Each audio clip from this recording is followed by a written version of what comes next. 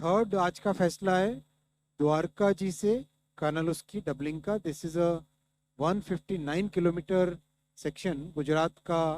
आप देवभूमि द्वारका अगर ये देखें, इसके आगे वाले मैप में दिखाता हूँ।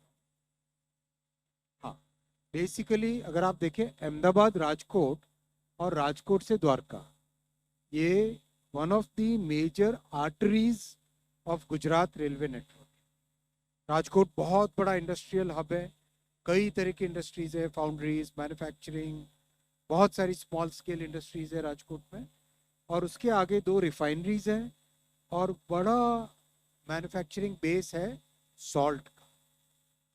मीठापुर में सॉल्ट का बहुत बड़ा मैन्युफैक्चरिंग बेस है। देश भर के कई शहरों में यहाँ का बना हुआ सॉल्ट पहुँचाया जाता है रेलवे से। तो गुजरात अहमदाबाद से लेकर राजकोट तक ऑलरेडी डबल लाइन है। राजकोट से कानालूस तक डबलिंग का काम चल रहा है अभी। ये 22 में अप्रूव हुआ था प्रोजेक्ट, उसका काम तेजी से चल रहा है। और आज अप्रूवल हुआ है कानालूस से द्वारका जी तक का, ओखा तक का डबलिंग का प्रोजेक्ट।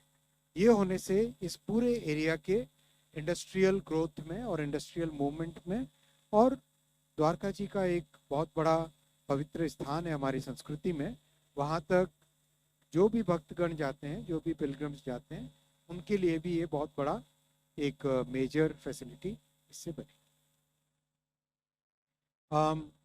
करीब 1457 करोड़ रुपीस का प्रोजेक्ट है।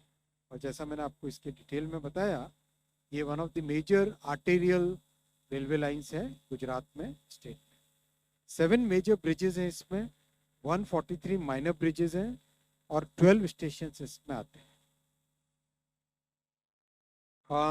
एक इंटरेस्टिंग फैक्ट है इसमें, CO2 saving, carbon dioxide saving will be about 14 crore kilograms per year because of this project। और ये सेविंग प्राइमरीली रोड से रेल की तरफ जो कार्गो शिफ्ट होएगा उसके कारण ये सेविंग आएगी। about 11 million tons of cargo will be shifted from highway to road because of this project।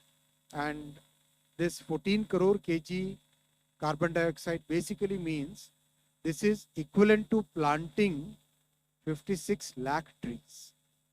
56 lakh trees जितना कार्बन डाइऑक्साइड बचाते, उतना ये रेलवे लाइन बचाएगी। 2.8 crore litres of diesel will be saved every year, और देश की लॉजिस्टिक्स कॉस्ट में 311 crore rupees की सेविंग है। जिस तरह से रेलवे का नेटवर्क तेजी से आगे बढ़ रहा है, माननीय प्रधानमंत्री जी ने फोकस्ड वे में रेलवे को आगे बढ़ाया है, उससे देश की लॉजिस्टिक्स कॉस्ट लगातार इस डेवलपमेंट के कारण कम हो रही है।